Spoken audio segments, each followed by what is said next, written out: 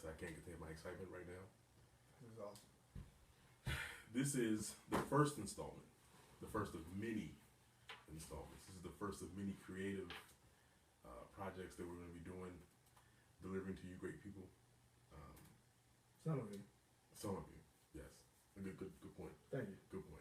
This is what this is. This is the start of a revolution that we're going to embark upon.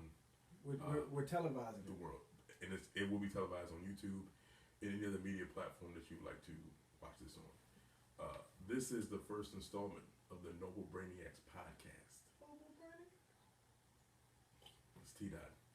I'm Thomas Chapman, also known as T-Dot. It's the Epidemic, aka Mike Besson. And we bring to you the Noble Brainiacs rant/podcast. Topic one that we're just going to jump into is quick bios for both of us. Is we went to school together. We went to Virginia State University in Petersburg, Virginia. Shout out to the Trojans. All right, horses, baby. Not joking. We went to school there. We actually interacted about tech because we were in an environment where a lot of people didn't actually talk about technology often, and we kind of clicked on that, and that was actually our fuel for most of our conversations. And of course, it sprawled out to many different topics and expanded to a friendship. And years later, fast forward, we meet back up in another state. So we're bringing you our interactions, our conversations, our rants, and our thinkings and understandings about the things of the world. Mike here has his own pretty much bio and reasoning on how we met, but that's Thomas's version. T-Dot, aka theoretical conclusion, coined name by the Epidemic here, and he's about to present how we kind of got this thing rolling here. I mean, honestly, man, to be quite honest, you were pretty much spot on. I mean, the only thing I would add is that at the time we met, we were computer science majors. Yeah. We started off in class, and we used to rap all the time in class, and about especially our professor. Shout out to Dr. Jeff as well too, man. Appreciate you, brother. You and your sweater vest. And that sweater vest. No matter the weather. No matter the weather. That sweater vest. Guaranteed. But definitely shout out to Dr. Jeff and the School of Computer Science, and that's kind of how we met, man. And to his point, we definitely maintained our friendship throughout the years. Different conversations, different topics. We always kind of kept in touch. But I would say over the last few years, we've had a lot more intriguing conversations. We've had a lot more interactions, and our friendship has developed. And we decided that he came and brought the idea of doing a podcast to me when and it was this ironic divine intervention. I was actually supposed to do a podcast with some of the guys that I was writing the sports blog with. Actually, go shout out to fansided.com, by the way. And he brought this idea to me. I said, you know what, it's perfect, man. I said, let's do it. And honestly, I really wouldn't do it with anybody else. So hey, man, likewise. This is what we're gonna bring you guys. We're gonna bring you the real, the raw, and the uncut. As much uncut as we can. As you also can tell in front, we got some whiskey. That's what gentlemen do. They drink whiskey. They definitely drink whiskey on a Friday night, by the way, too. So yeah. If you're watching, listening, pour your glass of whiskey, a gentleman's glass. A gentleman's glass, 3 cubes. Anything more, it's definitely uncivilized. Uncivilized. Shout out to the right guy, by the way. We're gonna shout out a lot of people if you don't mind and don't understand. We really don't care. But anyway, we're gonna shout out a lot of people. We're gonna pay a lot of respect and homage to a lot of different things, and the ancestors and the predecessors before us, man. We're just gonna give them a lot of shouts out, man. We gotta show respect. It's all about respect, man. It really is. And an interesting thing is, I mean, the reason we're doing this is a lot of people put a little power in titles, and the title of our podcast is called The Noble Brainiacs. And I mean, we're noble. I mean, gentlemen wear multiple hats, right? But when it comes to just everyday topics and conversations, people are scared or a little timid to just voice their opinion raw and just uncut on how they feel about whatever topic it is, whether it's could be taken the wrong way or not. It just needs to get out, because venting is key to eliminate depression, to be honest. But honestly, We want to just be noble and giving you our true selves. And we're going to talk about tech and a lot of smart things. So, bridge the two together, you got the noble Brainiacs. But nonetheless, there will be some cursing, and there will be some slander. But nonetheless, it's just going to be straight to the point, uncut, understanding. And you guys might take a lot from it because amongst all the slander and the cursing and the raw understanding of how we feel, there will be truth to it. And that's what we're here to provide to you guys. It's just 100% true. And getting to our point, or getting to what we spoke about earlier, going to Virginia State University, which is the HBCU, that kind of leads into our kind of the beginning topic of what we're going to talk about is the way Charles Barkley just had an interview, and he was speaking about, he was bombarded, in my opinion, with a question about blacks in our society, and kind of like the crabs in the barrel type of analogy there, where a lot of people can't be successful or can't move up in our society because of other people in our race. And quote, unintelligent blacks hold back successful blacks, end quote. And that's Charles. Now, let's be honest, Charles has always been uncut. He will say whatever he feels like he needs to say at any time. Absolutely. In his defense, when you do an interview, when it's kind of close to the end of the interview, you're usually given one last question before they end it, right? Even though you're uncut, you want to give a straightforward answer before the interview ends. And I felt like he had right intentions for what he said, but there was meaning behind what he said. There's backing and more understanding on why he said it. He just wasn't given enough time to kind of, dwell into that topic. Agreed. Honestly, I mean, unintelligent is a very definitive term. People would take unintelligent as unprivileged or low income or whatever synonym you want to kind of mush in there. But nonetheless, he's just saying that people within our race, black people who don't hold themselves to a better light or on a certain pedestal at certain times, hold back other people who are moving up the ranks, being successful. Or the best example is someone who is articulating themselves properly is usually terminology-wise referred to as an Uncle Tom, and it dates back all the way to slavery, but it's something that we still use to this day, because we can't do that. Like, one black person can't do that, so they have to knock down another black person, and that's, I feel like, is what Charles was trying to get across. I mean, he's a Charles fan, by the way. He's a big Charles Barkley fan. I am, and let me first preface my comments as Charles would say, well, this is my opinion, as he would always say. I agree with everything that he said for the most part. I think that a lot of people that I've seen, and I'm not gonna say a lot of people, but some people that I've seen on Twitter and other social networking sites have been critical and wanted to call Charles Barkley to head and basically kind of say, hey Charles, what are you doing? Why are you airing out our dirty laundry? Quite frankly, all he did was just say what the world already knew, but don't want to admit to us publicly.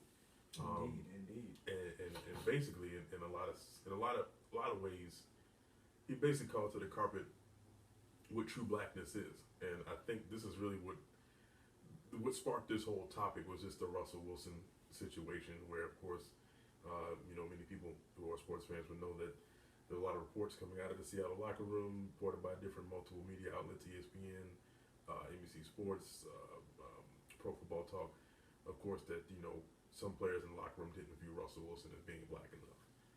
Quite frankly, my question to those people are, what the hell is black enough?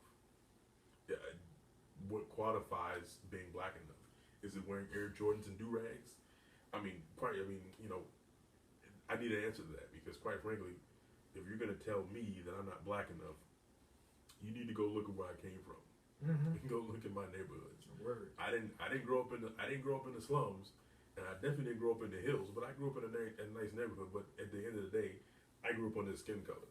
Exactly. This is what we come from, and I'm not going to shy away from it. I know my ancestries. I guarantee that most people who are claiming that people aren't black enough probably don't know their own history. Don't know anything about it. So I'm just going to let them divulge in their own thing, and it's interesting. The whole crabs in the barrel analogy is interesting because that's kind of what they've been doing, and normally any animal is going to act a different way outside their habitat. Absolutely. So crabs normally aren't in barrels. Mm.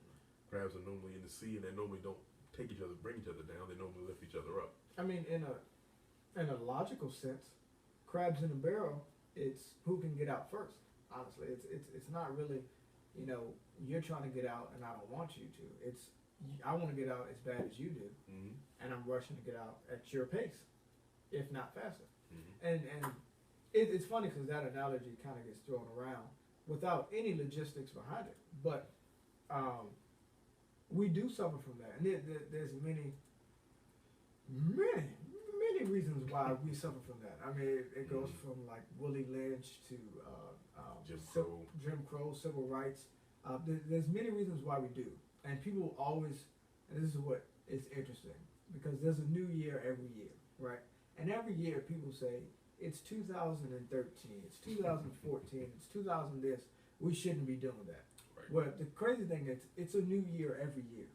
So we can't do that every year because history repeats itself if you're not willing to implement change in some way. And we aren't. Say that one more time. Say that again. Dropping Jews on us. Say that again. History is just inevitable for it to repeat itself if we're not willing to implement change. Manually. And we don't do that as a race. And there's so many reasons. Again, the same reasons we just named are most of the reasons why we don't.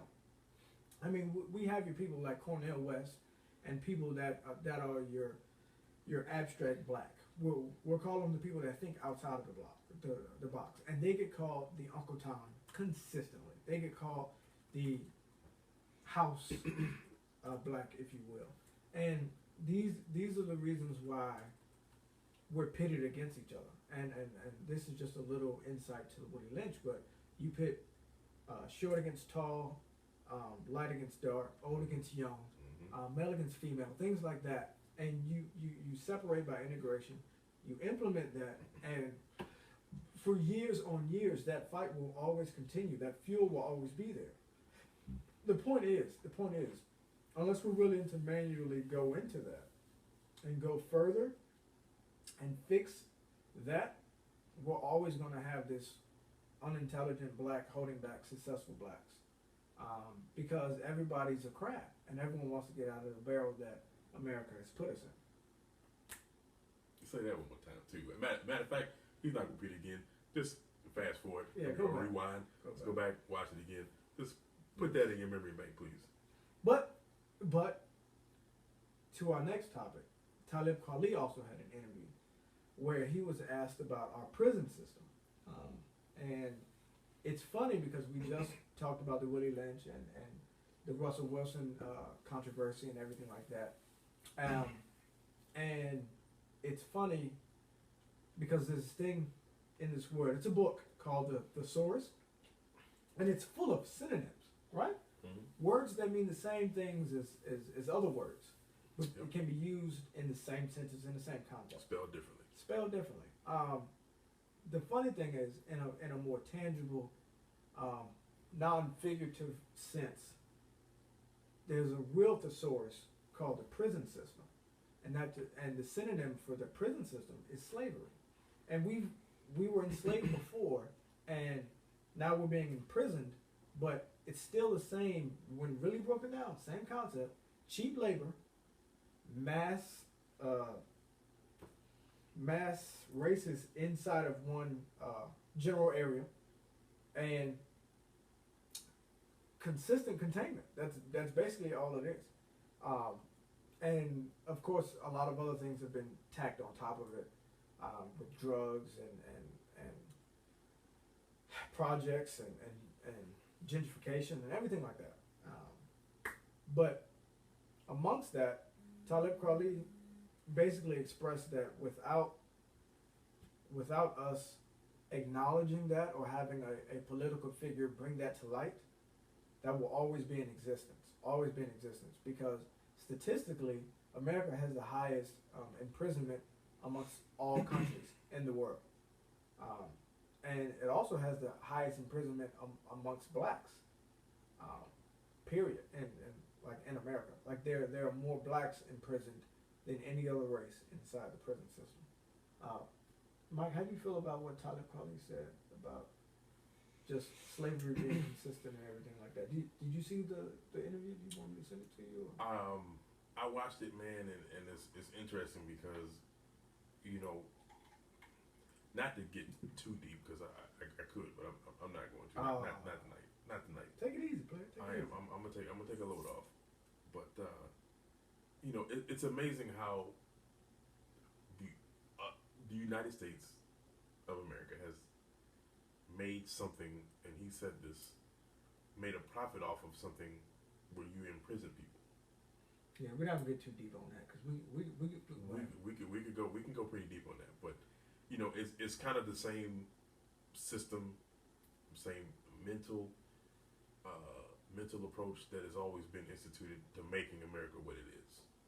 We've always found a way to imprison people to help build up, you know, or basically, you know, we're going to build a city and build this country off of other people's backs. Mm-hmm. And we're just, you know, there's going to be a small percentage, roughly a 1% of people who are going to be wealthy off of this particular, you know, labor, slave labor, as you want to call it. But, you know, his comments were spot on. And, you know, to be quite honest, if some of you guys are political aficionados or political enthusiasts, you would know that the Proposition 47 law was, you know, passed earlier this week during the elections in California, and I'm hoping that the state of California does right by that particular proposition. That is supposed to, instead of giving more money to the prison systems, supposed to extract some of the money that they get for imprisoning people that the governments normally get, and instead of taking money from the schools, they're actually supposed to give money to the schools and other educational systems, man. So it's also going to end up, you know, toning down some of the charges that some of those imprisoned people have. So, you know, you're going to have some outrage because people are going to say, well, maybe we really shouldn't imprison this many people, but at the same time, you know, letting some people walk on lesser charges now or getting out sooner, you know, it may cause some issues, but quite frankly, everybody deserves a second chance. And you know, if that person decides to blow their second chance or to blow their last chance, and that's on them. Yeah. You know, I'm not going to sit here and say that everybody's perfect because nobody's perfect. Nobody in this world is perfect. You know, I'm not going to go too deep or religious either, but you know, we just need to be very cautious of how our systems and how our government works, because you know, you got to understand what you're going on, and I would encourage you, everybody, to go out and vote, man. Vote in your local elections. If you don't want to vote for the presidential election, that's fine, because all you're doing is giving your opinion in the first place. Yeah, the local elections what really counts, honestly. It definitely counts. Vote for your local, your city councilmen, your governors, even your senators. So those are people who are making decisions for you and who are making the laws that you live by in your city, your state. Judges, clerks, all those state and city officials. Please make sure you go out and support them and vote for them. Understand what they're all about, because they're the ones who have your best interests in hands. So they say. They represent your state. That's where you live. That's where you reside. Most definitely.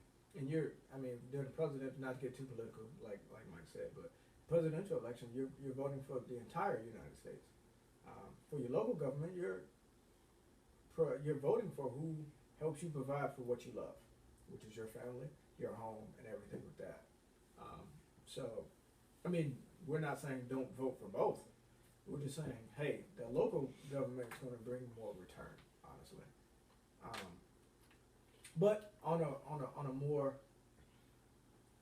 more media sense, because before we get to the next topic, I really suggest everyone watch Hell on Wheels, because that will bring a lot of concrete understanding to what Talib Kweli said in his interview. and some very recent interviews. So if you just YouTube Talib Kweli, it should be one of the first videos that pops up. Either that or Tyler Quality prison system. That also yeah. works too. Exactly. And there are things in our history as a country, even now, with outsourcing of technology companies and just cheap labor. Period, is the way that this country was really founded. You know, cheap labor and not having to work but getting paid for someone else's work. Honestly, and Hell on Wheels is just a really good understanding of how the railroads were built, and a lot of people don't know, what was into being the railroads were building and its construction. It doesn't incorporate the concentration camps and the entrapment of the Asians or the Chinese working on the railroads just yet. I mean, they're on the 4th season, so who knows what's coming this season. Well, hopefully that wasn't a spoiler for many of you who haven't watched it, but you watch it, you understand what he's talking about. Yeah, I just gave you an understanding. Hopefully, I just gave you an understanding because I'm gonna get spoiler alerts too. So please leave it in the comments if I spoiled it for you. I do apologize. But nonetheless, it's a really good show. It's a really good show. Honestly, in very very current events, we have another racial issue that's being just thrown around in the media, just torn apart. Honestly, it stretches from race to domestic to child abuse. But you have Adrian Peterson and Ray Rice, right? Two football players, very high in popularity now because of what's been going on in their lives, and that's been presented to the media. But society's views are kind of interesting, and I know we're a little late on this, but Halloween was about a week ago. And the funny thing is, other races have found it comedic to dress up as Ray Rice or Adrian Peterson in their most uncomfortable and just terrible situations that are going through. Like, if you don't know, Adrian Peterson is going through the court system right now for reprimanding, as he says, a 4-year-old child, and he went as far as beating the child. He was 4 years old. With a wooden switch. With a wooden switch, excessively. So yeah, that is wrong, and I'm against that too. And Ray Rice, out of all places, decided to take his woman to Vegas, to a casino. Atlantic City. Was it Atlantic City? Definitely Atlantic City. To a casino. We'll just say to a casino where there's cameras everywhere. Gets on an elevator, and who knows what happened amongst them domestically. But the conclusion was he knocked her slam out, straight to the floor, in the elevator, and commenced to drag her out of the elevator. All this is being recorded all the while. And he was dropped from his football team right after that, once that videotape was released. Deservedly so. Yeah. Deservedly so. And, it's amazing how both of these cases sort of hit the fan at the same exact time. But both guys are getting treated, I would say, somewhat almost the same. But it's interesting, two topics, because domestic violence is never accepted by anyone. But, it's hard to determine what is appropriate corporal punishment That for your is true. child. That is indeed true. Because, I can sit here on this podcast today, and if my mother ever watched this podcast, I apologize, Mama, but I've gotten plenty of ass whoopings in my life. But Likewise. I didn't mean to laugh like I did. Likewise, yeah. But it's kind of one of those things where I don't know if it's a generational thing, but it's just in this today's society, it's not accepted. And I'll ask you, what's your viewpoints on how both of these guys have handled their situations respectively? Two things. One thing, first thing, most important thing, in this day and age, information is shared in the easiest form it's ever been. Thanks to the internet and the advances of technology we've made in the past 14 years, we're able to share information and present it and honestly talk about it, and that's really what it's boiled down to. Now that everything is visible, there is a small window of privacy in America. Period. So Very. whatever you present to the world is vulnerable to be judged. And the way I feel is Ray Rice in particular. It's pretty interesting because I could be wrong. He hasn't made any really commentary about the whole situation. Not really. He Not a lot, right? he definitely hasn't, but I and you know, to most people who have been following the case, or if you haven't been following the case, you know, this week started his appeal to get reinstated to the NFL. Mm-hmm. You know, right now they're in front of arbitrators and trying to sort out. Roger Goodell, the commissioner of the NFL, has been in testimony on I want to say Thursday. Ray Rice and I think Janae Rice now I think they were questioned today, or if not, they'll be questioned next week. If, as like I said, I haven't been following it too much today, but you know, he's been kind of silent, but it's just amazing how many stories have leaked when that whole situation was coming out. And that's the thing. It's like no matter what is in the news in any way, your back is against the wall, right? Because everyone has the platform to speak on it. Everyone has the platform. It's not just a jury anymore. It's moms who don't work. It's soccer moms. It's